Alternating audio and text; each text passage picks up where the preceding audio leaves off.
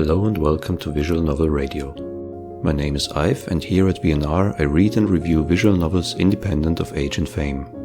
There are many stories out there waiting to be experienced, but finding them takes a significant time investment. I've read many visual novels over the years and have seen a lot of trash, but I've also stumbled upon hidden gems which have left me with unforgettable memories that will be with me for the rest of my life. On this podcast I want to share some of those experiences with you and hope that you find these stories just as enjoyable as I did.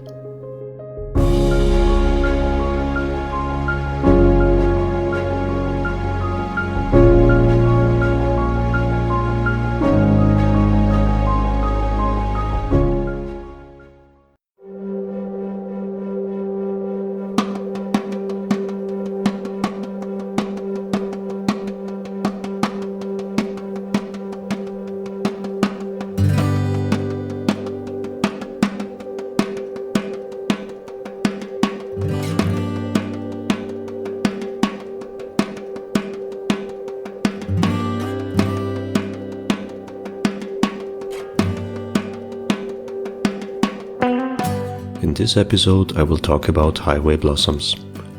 Highway Blossoms is a Western-style Yuri-romance kinetic novel developed and published by Alien Works in 2016.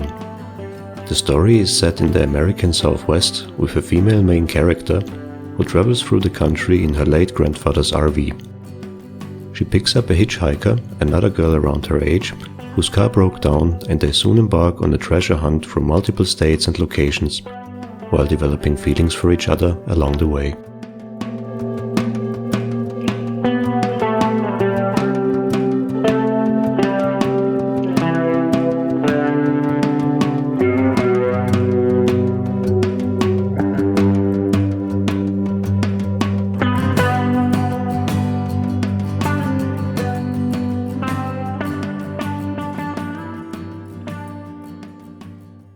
I found out about this game a few days after it was released from an entry on a Yuri-themed blog and was immediately intrigued by the art style.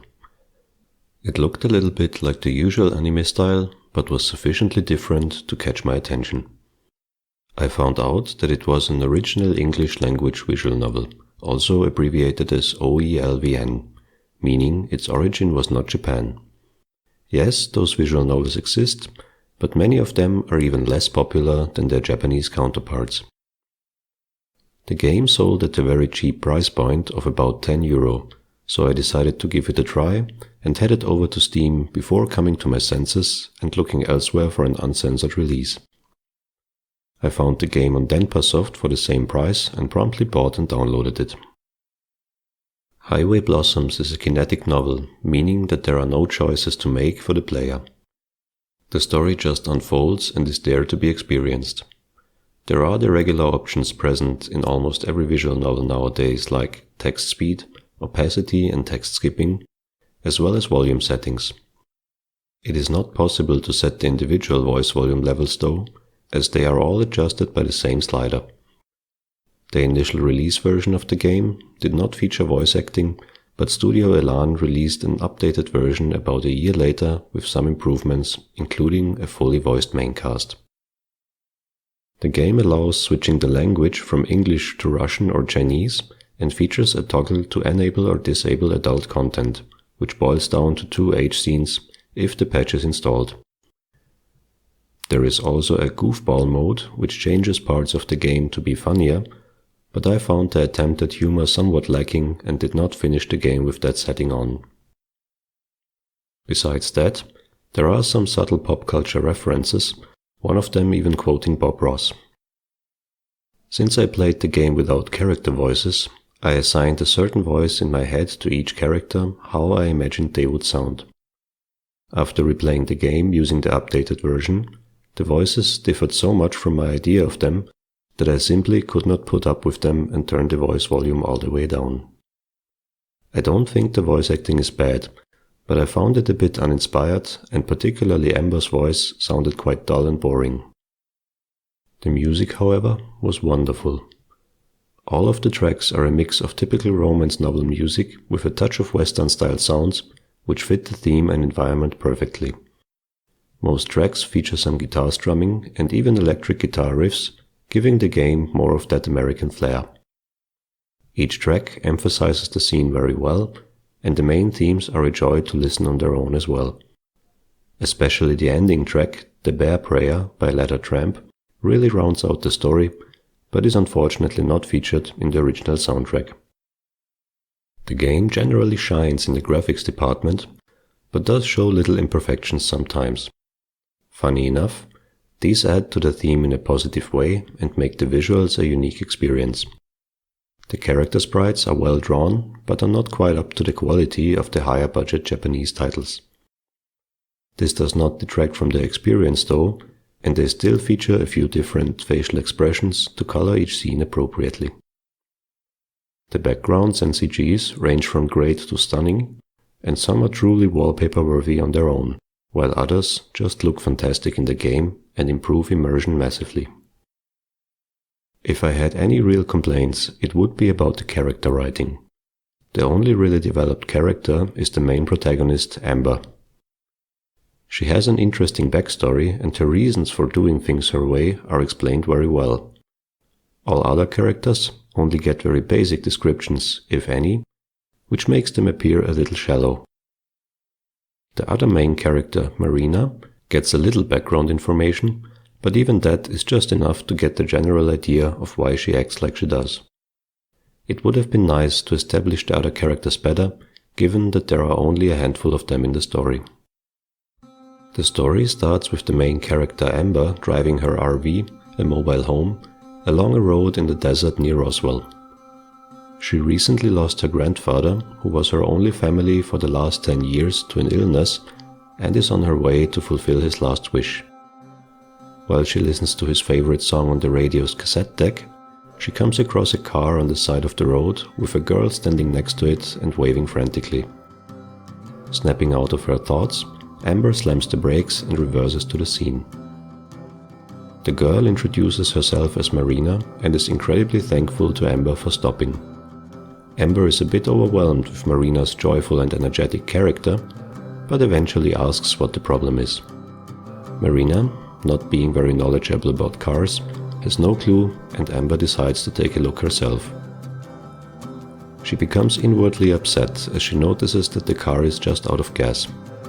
Holding back her comment about the stupidity of this girl, she offers to take her to the next gas station to get some fuel and bring her back to her car. After a short ride to the gas station, Amber and Marina get the gas and something to drink when they realize that Marina left her wallet in her car, along with her cell phone. A little annoyed but not really angry, Amber is fine with paying for both, and they wait until the shopkeeper is finished with the previous customer. It's another girl roughly their age with a somewhat rude and unrefined attitude, which prompts Amber to immediately dislike her. She is accompanied by a man and a much younger girl, and they leave the shop without much interaction with Amber and Marina. Once it is their turn to pay, the shopkeeper asks Amber and Marina if they are also here for the treasure. Marina keeps silent and Amber has no idea, so he explains that a journal was found belonging to someone from around 150 years ago who took part in the gold rush and found a sizable amount. The journal has been recently made public and it is filled with hints pointing to where his gold stashes might be hidden. This has sparked a massive treasure hunt with thousands of people participating and digging at various locations, hoping to get rich. Amber does not buy a word of this and is sure that the whole thing is a big hoax, but Marina believes in the treasure, or at least wants to. In fact, this is the reason why she came out to the desert, albeit completely unprepared. On their way out, the shopkeeper gives them a free copy of the journal and they make their way back to Marina's car. When they arrive at the location, they notice that the car is gone, apparently stolen, along with all of Marina's belongings inside. Amber has no intention of abandoning Marina on the road and offers to take her home, even if it is a little bit out of the way for her, but Marina refuses. She begs Amber to at least take her to the first location of the treasure and will continue on her own from there. Reluctantly, Amber agrees and they make their way to Shiprock in New Mexico. On the way to Shiprock, they talk a bit more about various things and Amber accidentally mentions some personal things to Marina. Before her grief threatens to overcome her, she manages to compose herself and stops the car to take a night's rest before they continue in the morning, thus avoiding to show her feelings. What follows are some flashbacks to Amber's past and life with her grandfather. Eventually morning comes and they make their way to the destination. A huge crowd is already gathered at Shiprock, as it was seemingly easy to figure out the first location. Amber and Marina meet Maria, the girl from the gas station, and her group again. After an initially friendly chat and introductions, Tess, Maria's younger sister, joins in and brings her collection of license plates. Among those, her most recent find is a New Mexico license plate that belonged to an old rusty car abandoned next to the road, suspiciously close to where Marina's car broke down. Once they make the connection, Amber is furious with them for scrapping Marina's car, but Marina herself is not really bothered that much by it. Joseph, the third member of Maria's group, apologizes profusely and even forces the BAGman at Maria to say sorry. The pair leaves for some lunch and they discuss what to do next and how to deal with Marina's situation. Their talk at the diner gets quite lively, and as they talk about the treasure, Amber realizes that she knows the place described in the journal. Taking a shot at finding it, they head back to Maria's RV and ask to borrow some equipment from them as compensation for scrapping Marina's car. They receive some shovels and a metal detector and make their way to the place during the night. Once they sneak past the park rangers, they begin their search. They scan the area for a while with the metal detector and find only bottle caps and similar trash at first.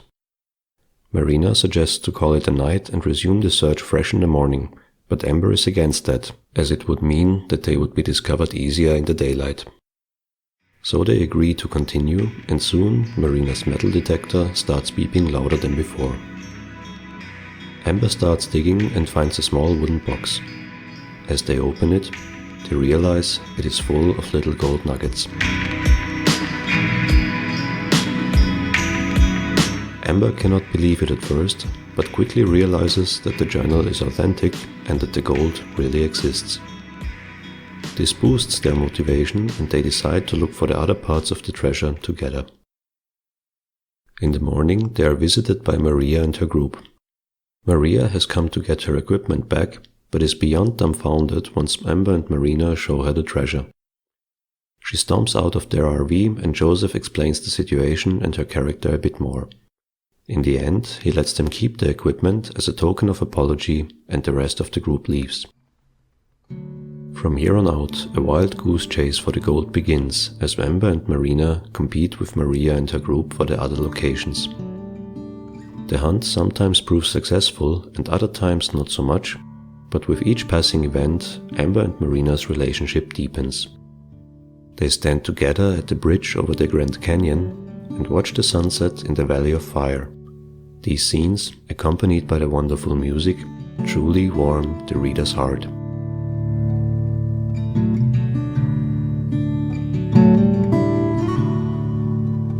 Amber and Marina's relationship experiences its ups and downs over the few days that follow. They get closer with each interaction, and even when things don't go their way, Marina never fails to lighten the mood and cheer Amber up. The build-up to their first kiss is orchestrated so well that the moment when it happened drove tears to my eyes, even after reading it the second time around. Later in the story, some things happen that threaten to break them both apart, but they overcome it in a similarly lovely way and grow stronger together than before. During all that, Amber deals with the loss of her grandfather and has a few moments where she cannot hide her feelings anymore. Marina, who grew up in a large family, knows well how to deal with that and manages to ease her suffering every time and make her smile again. Near the end of the story, Amber also makes peace with the death of her only real family member and learns to lean on Marina for support. The story concludes in a happy ending with a touching moment of true love, leaving the reader with a warm feeling in their heart as the credits start to roll.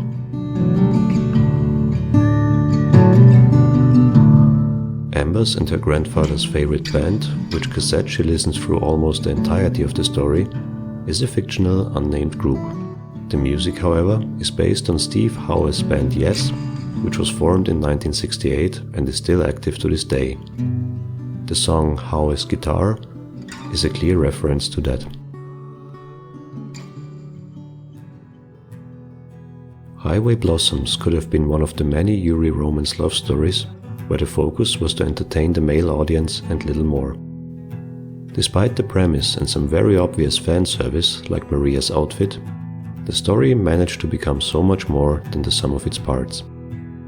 It was a journey of loss, anger, happiness and romance wrapped in a 6-hour-long visual novel that clearly had much love put into it and truly shows off the power of Yuri.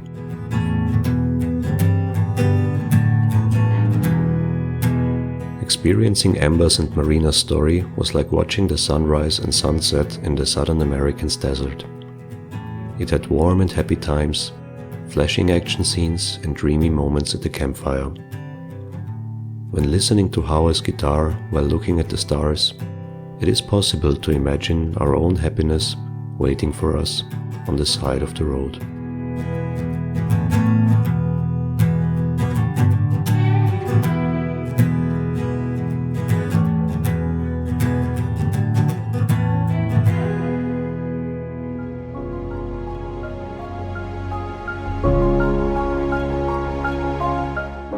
The greatest gift we can give is the gift of time. With this, I am very happy that you are still listening and hope you enjoyed the podcast. I aim to release a new episode each month and would be happy to have you tune in again. Please subscribe to VNR to be notified when a new episode launches. With that, I say goodbye until next time.